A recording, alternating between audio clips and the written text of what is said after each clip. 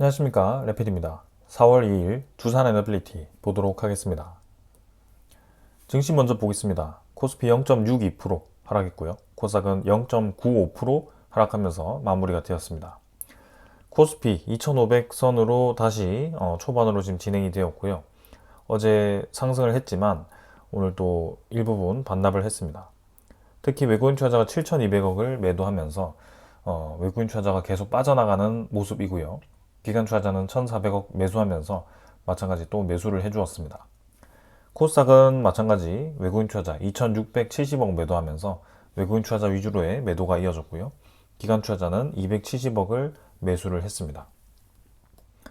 오늘도 장이 별로 좋지 않았습니다. 어제 반등을 했지만 사실 크게 내려간 것 대비해서는 많이 올라갔다라고 보기 어려운 상승이었고요. 오늘도 추가적인 하락이 나오면서 바닥 라인 근처에서 주가가 형성이 되고 있습니다. 쌍봉을 찍고 내려가는 추세에 있던 상황이었기 때문에 여전히 코스피가 반등을 하고 있다라고 보기에는 애매한 그런 상황입니다. 자, 그래서 투자자 수급을 보면 외국인 투자자는 4일 연속 지금 우리나라 증시에서 코스피에서 빠져나가고 있고요. 이틀 해서 또 1조, 그 다음에 3월 31일, 28일 해서 또 2조 해서 3조 가까이를 단기간에 매도를 하였습니다. 그래서 그동안 좀 코스피에 다시 매수를 하는 듯 하는 그런 외국인 투자자가 매도로 다시 접근을 하고 있고요. 이 매도세가 또 장기화 되는지 또 우려스러운 상황입니다. 4월 3일에 이제 트럼프의 관세 발표가 본격적으로 시작이 됩니다. 그래서 그때부터 시장이 좀 흔들릴 수 있다라고 말씀을 드렸고, 이제 관세 발표 이후에 그런 미국의 고용 지표, 그 다음에 물가 지표 이런 것들이 하나씩 발표가 될 거고요. 거기에 맞춰서 시장이 움직임이 나타날 겁니다. 근데 확실히 지금 계속해서 그런 이벤트들, 주요한 이벤트들이 좀 증시에 좋지 않게 영향을 줄 수 있도록 만들어지다 보니까 외국인 투자자들이 이렇게 좀 빠져나가는 모습을 보여주는 것 같습니다. 기관 투자자 1,470억 매수했지만 연기금 투자자가 그래도 방어를 좀 해주었습니다. 1,700억 정도 매수를 해주었는데요. 나머지 투자자들은 크게 매수 없었습니다. 그래서 연기금 투자자만 계속 코스피에 지금 매수를 이어가고 있는 상황이고, 그 외에 다른 투자자들은 특별하게 매수를 이어가지 않고 있습니다. 그 다음은 코스닥입니다. 코스닥은 뭐 계속 마찬가지 하락 추세에 있고요. 어제 반등한 거 있지만 뭐 비슷하게 또 이렇게 하락하면서 계속 내려가는 추세로 진행이 되고 있습니다. 그래서 상위 종목 위주, 그 다음에 2차 전지 종목 위주가 계속 조정을 받다 보니까 뭐 반등할래야 반등할 수 없는 그런 상황인 것 같고요. 외국인 투자자가 250억을 2,500억, 2,600억이죠. 매도를 했고요. 지금 뭐 며칠 내내 계속 매도를 하고 있습니다. 5일이네요. 기간 투자자도 금융 투자 외에는 매수가 크게 없었고요. 코스닥은 코스피보다 더 하락세가 깊기 때문에 좀 부담스럽게 흘러가고 있습니다. 그다음에 해외 증시인데요. 해외 증시는 다우 나스닥은 어제 상승 하락을 반복하면서 진행이 되었고, 마지막에는 이제 반등을 하면서 진행이 되긴 했습니다. 하지만 여전히 상승이라고 보기에는 약한 수준의 상승이었고요. 나스닥도 N자로 지금 내려가는 추세 중에 좀 한번 반등했다, 요 정도입니다. 그래서 뭐 나스닥은 여전히 내려가는 추세에 있다라고 봐도 무방할 정도로 계속 차트는 아래로 하락을 하고 있고요. 상승세가 크지 않다. 큰 하락 이후에 상승세가 약하다라는 그 자체만으로도 시장에 있어서 이 증시가 조정을 받고 있다라고 볼 수밖에 없는 상황입니다. 그리고 다우 나스닥뿐만이 아니라 니케이도 지금 상승 없이 계속 진행이 되고 있고요. 이렇게 이제 N자로 완벽하게 하락폭을 그렸고, 여기서 추가적인 하락이 나올 수 있는 그런 자리이기 때문에 마찬가지 좀 보수적으로 접근해야 되는 그런 상황입니다. 전반적인 해외 증시가 지금 조정을 받고 있는 상황이고, 국내 증시도 마찬가지 별로 지금 반등다운 반등 없는 상황이라서 천천히 좀 살펴봐야 될 것 같습니다.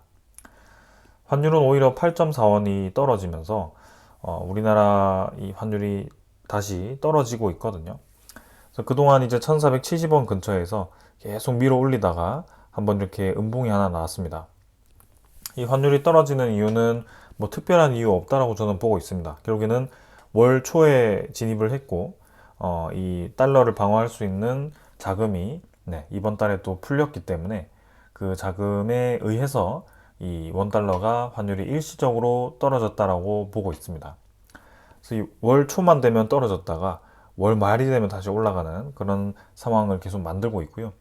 이번에도 그러한 움직임일 가능성이 큽니다. 그래서 이 조정세가 이제 4월 4일 곧 있으면 우리나라 정치 이벤트가 크게 나타나는데요. 거기에 의해서 뭐 대통령이 돌아오든 아니면 이 새로운 대선을 하던 둘 중 하나가 결정이 되게 됩니다.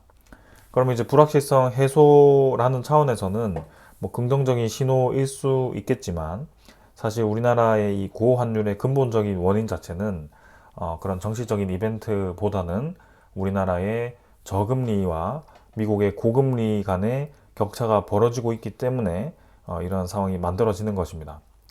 그래서 이렇게 방어를 한다고 하더라도 계속 상승 압박을 받을 수밖에 없는 상황이고요. 그러한 것들이 장기화되면 장기화될수록 우리나라의 이 증시에서 특히 외국인 투자자가 빠져나갈 가능성이 굉장히 큽니다. 실제로 그렇게 진행이 되고 있고요. 그래서 이거를 해결하기 위해서는 우리 중앙은행도 금리를 더 이상 내리지 않고 이제는 유지를 하거나 적어도 이제 내리지 않아야 됩니다. 그리고 올려야 되는 상황을 만들어야 될 수도 있고요. 근데 이제 그렇게 하면 이제 뭐 우리나라 내부 경기가 침체될 수 있다라고 판단을 하는 것이기 때문에 금리를 내리고 있는데 결코 그게 지금 좋은 방향으로 가지 못하고 있습니다. 그래서 그러한 움직임들이 어떻게 이제 진행이 되는지도 계속 살펴봐야 될 것 같고요. 지금은 코스피에 대한 리스크도 있고 전 세계적인 그런 거시적인 리스크도 있는 우리 입장에서는 한국 투자 입장에서는 상당히 진퇴양난의 그런 상황으로 가고 있다라고 보셔도 될 것 같습니다. 자, 그래서 이 정도로 일단은 넘어가도록 하고요. 지수 선물 보겠습니다. 선물 지표는 지금 1% 가까이 또 하락을 하고 있습니다. 어제 이제 반등한 것을 또 이렇게 하락으로 진행을 시키고 있고요. 계속해서 뭐 해외 증시는 조정으로 진행이 되고 있습니다. 특별하게 좋은 이 이벤트가 없죠. 네, 오늘도 이제 곧 트럼프의 관세 발표가 있을 거기 때문에 그 관세에 대해서 다른 국가들이 어떻게 반응하는지에 따라서 또 시장에 혼돈이 다가올 수도 있습니다. 그렇기 때문에 지금 유럽 증시도 1% 가까이 선물 지표가 떨어지고 있고요. 오늘은 전반적으로 전체적인 하락이 나타나고 있습니다.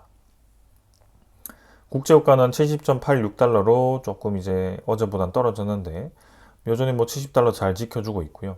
그다음 천연가스도 3.9달러 수준으로 4달러 근처에서 계속 왔다 갔다 하고 있습니다. 금값은 어제와 유사하지만 뭐 계속 올라가는 상황이고요.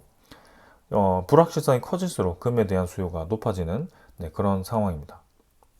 미국의 10년물 국채금리도 4.14%로 점점 이제 떨어지는 방향으로 진행이 되어 가고 있고요. 국채금리가 떨어지고 있다라는 것은 결국에는 일본의 금리와 이 격차가 좁아질 수 있다. 일본의 이 국채금리도 누군가가 지금 방어를 하는 듯한 모습이 나타나고 있고 단기간에는 뭐 아주 큰 위기에 그런 일본 엔케리 트레이드 청산을 우려할 만한 상황은 나올 것 같진 않지만 점점 이러한 것들이 장기화되었을 때는 분명히 미국의 10년물 국채금리가 내려오는 방향과 일본의 국채금리가 높아지는 방향으로 갔을 때는 리스크가 있다. 그래서 그런 부분들을 계속 체크를 해볼 필요가 있다라고 말씀을 좀 드리겠습니다. 자, 그래서 이 정도로 이제 지표 확인을 했고요. 자, 그럼 이제 주요한 경제 지표, 경제에 대한 이벤트들 하나씩 보겠습니다. 자, 트럼프가 결국에는 관세로 수조 달러의 세입을 확보하겠다라는 그런 큰 꿈을 가지고 있습니다. 근데 경제학자들 입장에서는 그러한 이 논리가 사실 잘못되었다라고 얘기를 하는 거고요. 자, 이제는 3일부터 그 트럼프의 관세가 발효가 될 것 같습니다. 이 관세 발표 전에 25%의 자동차 관세를 부과를 했고요. 그 자동차 관세 외에도 이제 여러 관세를 이제 상호 관세를 발표를 하게 됩니다. 자, 그래서 지금 뭐 트럼프는 이런 것들에 의해서 비교적 단기간에 그리고 지금부터 1년 동안 880조에서 1조 달러까지 들어온다라고 표현을 하고 있는데요. 근데 뭐 그거는 세입으로 들어오는 것만 따진 거고요. 이 관세를 부과함으로써 손실을 보는 그 상황들을 이제 생각을 하지 않았을 거고요. 그리고 관세를 이렇게 함으로써 그게 온전히 그대로 이제 수익으로 잡힌다는 것 자체도 틀린 말일 수도 있습니다. 오히려 이제 미국과의 교역을 점점 줄이면서 다른 대체 국가를 찾을 가능성이 커졌다라는 뜻이고요. 그게 이제 탈세계화로 이루어지면서 오히려 미국이 견제하고자 하던 중국을 다시 여러 국가들이 검토를 할 수도 있는 그런 상황이 되는 겁니다. 그래서 지금은 이 흐름들이 상당히 지금 복잡하게 흘러가고 있고요. 트럼프의 뜻대로 되지 않았을 경우에는 오히려 더 미국의 저 많은 부채가 이제는 부담감으로 다가올 수밖에 없습니다. 그래서 이제 그 만기가 돌아오는 올해 하반기가 상당히 부담스러울 거고요. 이제는 미국도 결단을 내려야 되는 상황인데 과연 어떻게 될지 지켜보도록 하겠습니다. 그래서 오늘 이 정도로 증시에 대한 분위기 한번 살펴보았고요. 오늘이 아니죠. 내일 3일 새벽 5시에 이제 관세 발표를 한다라고 하니 그 발표 이후에 협상을 시도한다라고 합니다. 그러나 뭐 협상을 시도한다고 해도 지금 전 세계적으로 한 번에 이렇게 관세를 부과하는 것이기 때문에 분명히 시장에는 큰 충격이 있을 건데요. 그런 것들도 좀 생각을 하고 이제 우리나라의 정치적인 리스크, 정치적인 이벤트들도 이제 이번 주에 좀 결정이 되는데 그 이후가 더 문제입니다. 금리를 더 내렸을 때는 이제는 우리나라도 환율이 계속 압박을 받을 수밖에 없고 환율이 계속 높으니까 원달러에 대한 상승으로 이제 이 수입 물가가 높아지면서 우리나라 물가도 계속 높게 형성이 되어 있는 그런 상황입니다. 자, 그래서 이 정도로 좀 마무리하도록 하고요. 종목으로 넘어가도록 하겠습니다. 두산에너빌리티 보겠습니다. 100원 상승해서 지금 0.4% 상승했고요. 23,950원으로 마무리가 되었습니다. 자, 오늘 장 초반에는 이제 상승을 좀 폭을 늘리면서 진행이 되었었는데 장 중반부터 해서 쭉 이제 상승폭을 반납하면서 진행이 되었습니다. 자, 그래서 지금 두산에너빌리티가 최근 들어서 계속 상승을 하지 못하고 있고 상승을 하더라도 상승에 대한 폭이 크지 않다라는 것이 보여지고 있고요.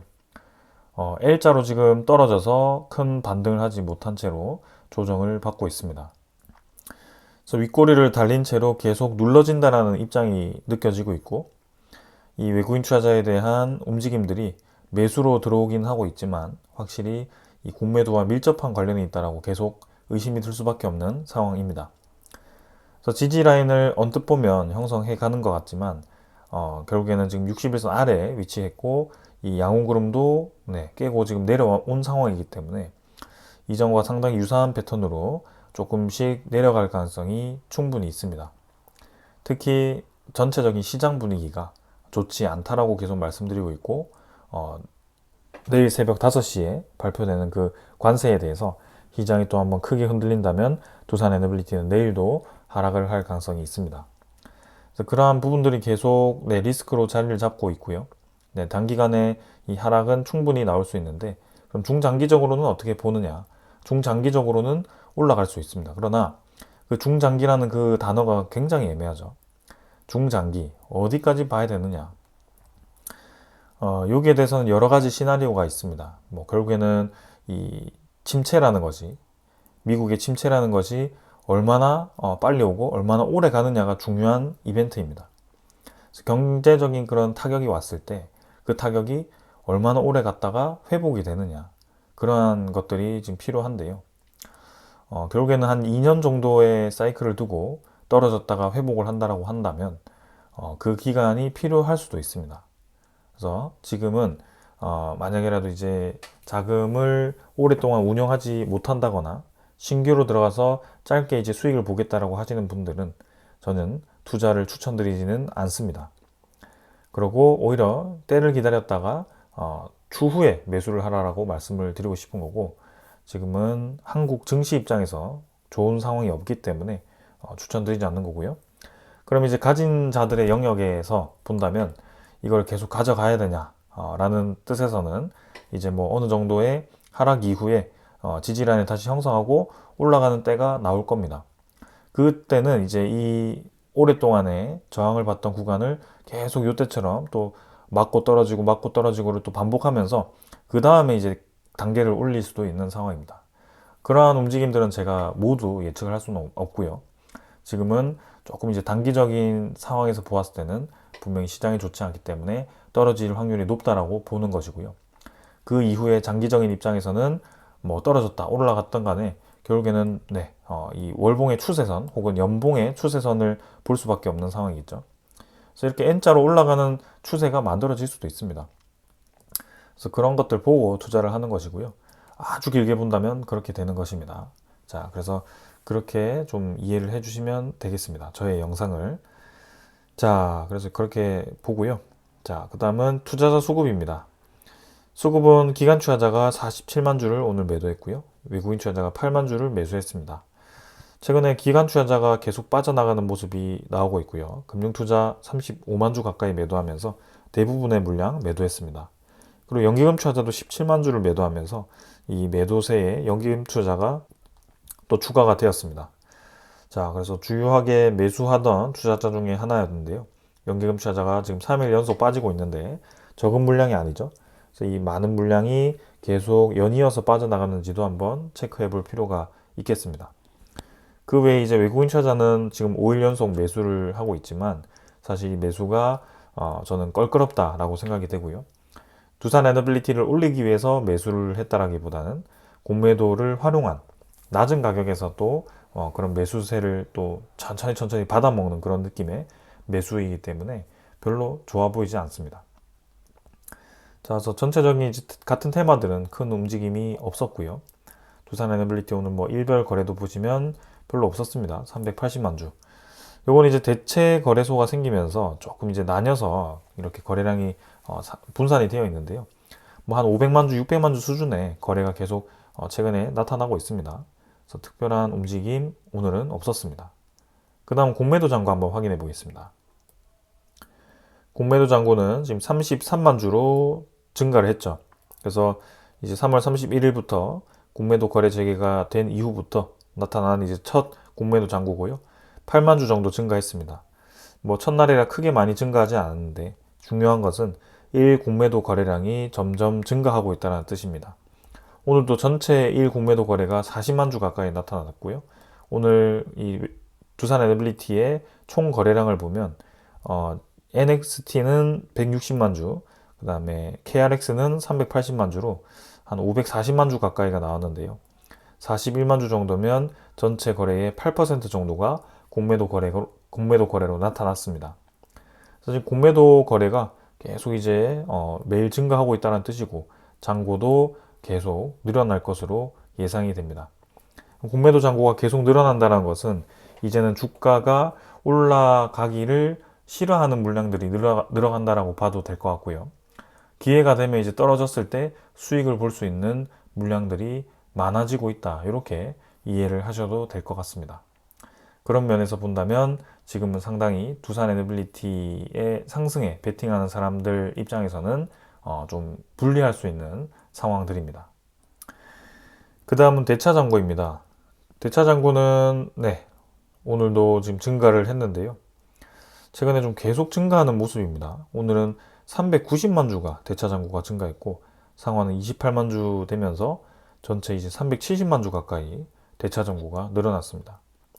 잔고가 2,700만 주까지 지금 늘어난 상황이고요. 두산 에너빌리티의 대차장고의 그래프를 보시면 근래 들어서 아주 많이 증가하고 있는 것을 볼 수가 있습니다. 주가가 떨어지기 시작하는 그 구간부터 대차장고가 증가하기 시작했고요. 정말 이제 데칼코마니처럼 반대로 그림을 그리고 있죠. 그럼 이게 나타내는 것이 대차장고는 사실 최근에 공매도 재개와 굉장히 관련이 있을 거라고 보고 있고요. 공매도라고 본다면 예비 공매도와 이런 이제 주가에 대한 흐름이 반대이긴 하지만 이제 밀접하게 관련이 있다는 것을 이 그래프만 봐도 우리는 알 수가 있습니다. 그럼 계속 이렇게 대차장고가 늘어난다는 것은 향후 나올 수 있는 공매도 잔고가 늘어난다는 뜻이고 우리 입장에서 이렇게 트럼프가 계속 시장을 흔드는 입장, 그 다음에 우리나라 환율이 압박받아서 우리나라 경제가 계속 좋지 않아서 금리를 내릴 수밖에 없는 그런 상황. 이러한 것들이 계속 좋지 않은 상황으로 나타나고요. 두산 에너빌리티도 지금 나와야 될 이슈들이 계속 지연되거나 밀리면서 공격을 받고 있는 입장이기 때문에 이제는 저 대차장고가 어떻게 행동할지는 대강 이제 느낌이 올 겁니다.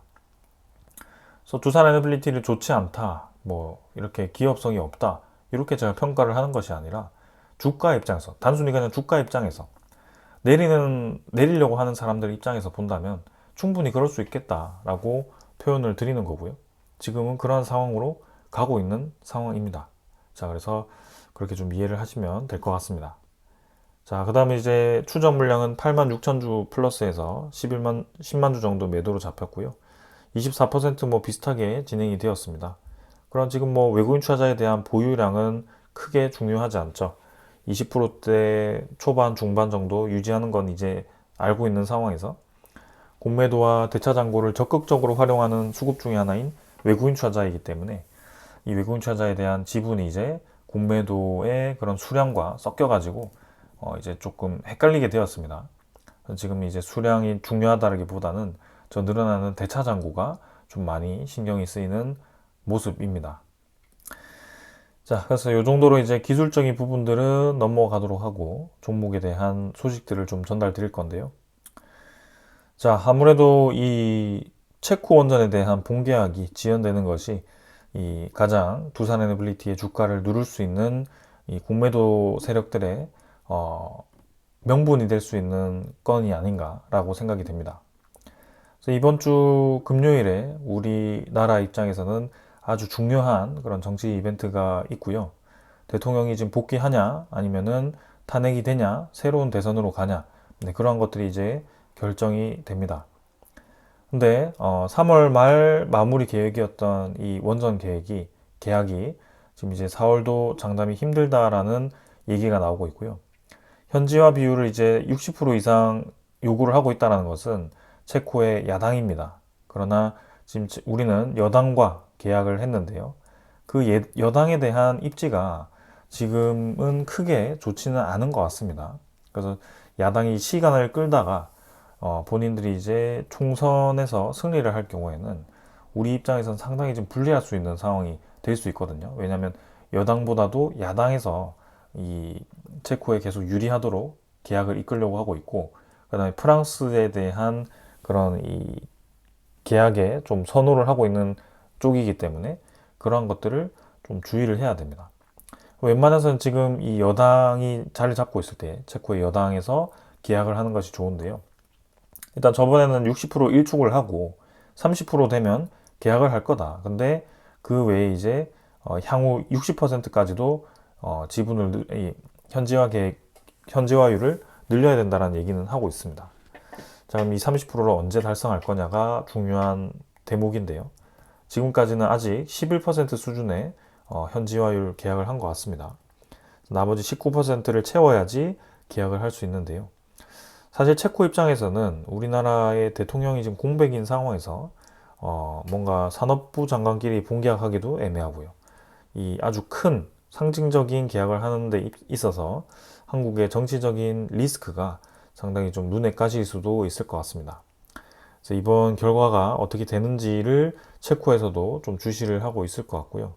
만약에도 새로운 대선을 진행을 한다라고 했을 때는 또 그 대선 일정에 맞춰서 명분을 가지고 체코 계약을 지연시킬 수도 있는 그런 상황이라고 생각이 됩니다. 그러면 두산 에너빌리티 주가 입장에서는 상당히 좋지 않은 흐름이 나올 수도 있죠.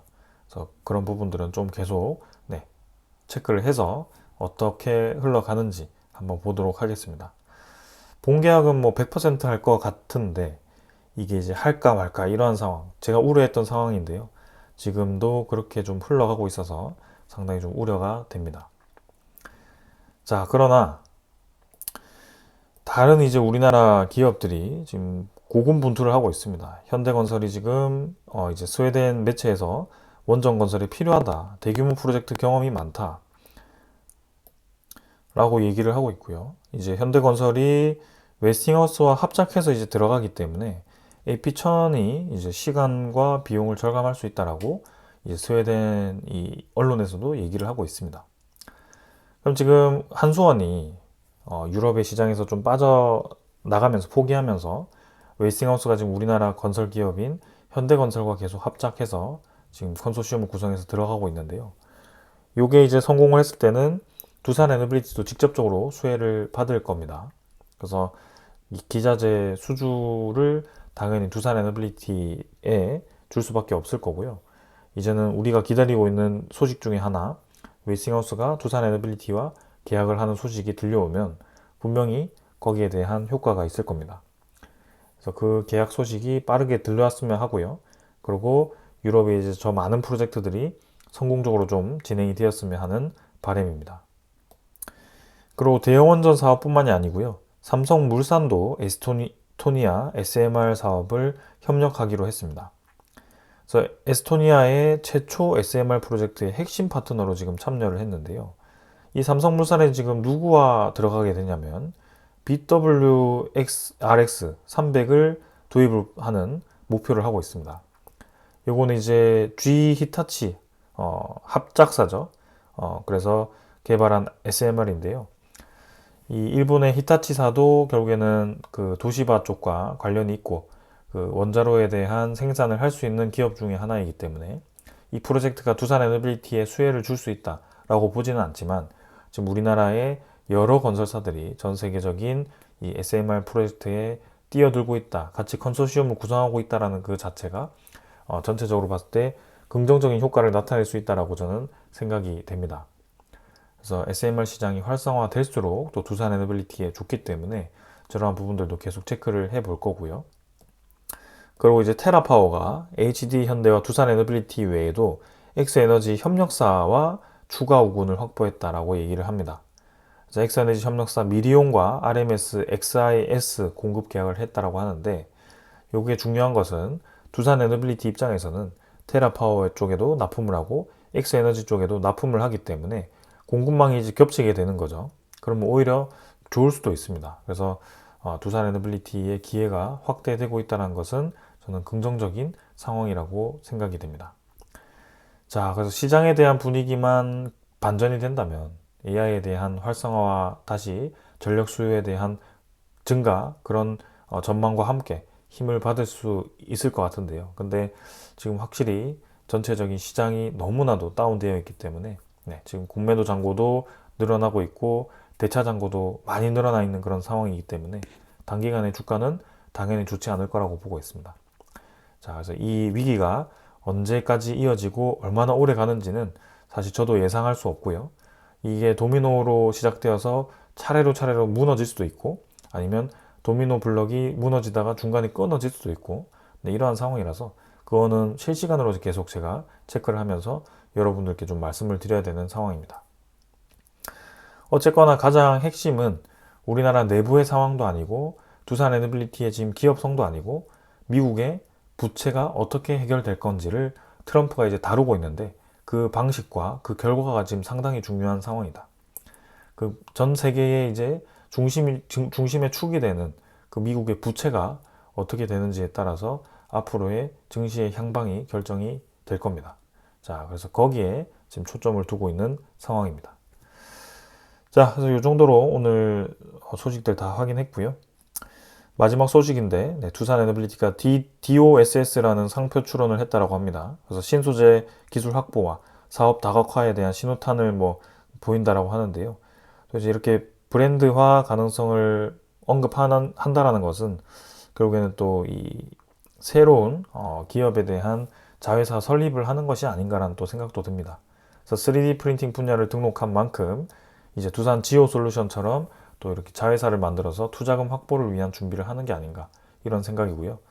일단 두산 지오 솔루션은 자회사로 만들긴 했지만 물적 분할을 한 건 아니죠. 그래서 그런 면에서는 DOSS인가요? 저것도 사실 같은 길을 걷더라도 크게 문제는 될 것 같지는 않습니다. 그러나 언젠가는 이제 덩치가 커졌을 때 두산 에너빌리티 입장에서도 상장을 시도를 할 텐데요. 그때는 조금 이제 우리 입장에서는 불리해질 수도 있는 상황이 만들어질 수 있겠죠. 그래서 그거는 조금 훗날이기 때문에 잠깐 넘겨두도록 하고요. 일단 사업의 확장성이 보이고 있구나. 사업이 하나씩 잘 되고 있구나. 이렇게 정도만 이해를 하셔도 될 것 같습니다. 자, 오늘 여기까지 하고 마무리하도록 하고요. 이제 새벽에 있는 트럼프의 발언에 의해서 시장이 어떻게 반응하는지를 좀 보고요. 이제 관세를 때려 맞는 거는 다 이제 아는 사실이고, 그 관세가 어떻게 풀려 나가는지, 그리고 그 중국이라든지 아니면 유럽이라든지 이런 국가들이 그 관세를 부과받았을 때 거기에 대한 대응을 어떻게 하는지에 따라서 좀 상황이 바뀔 수 있을 것 같습니다. 자, 그래서 여기서 마무리하도록 하고요. 네, 내일 또 뵙도록 하겠습니다. 감사합니다.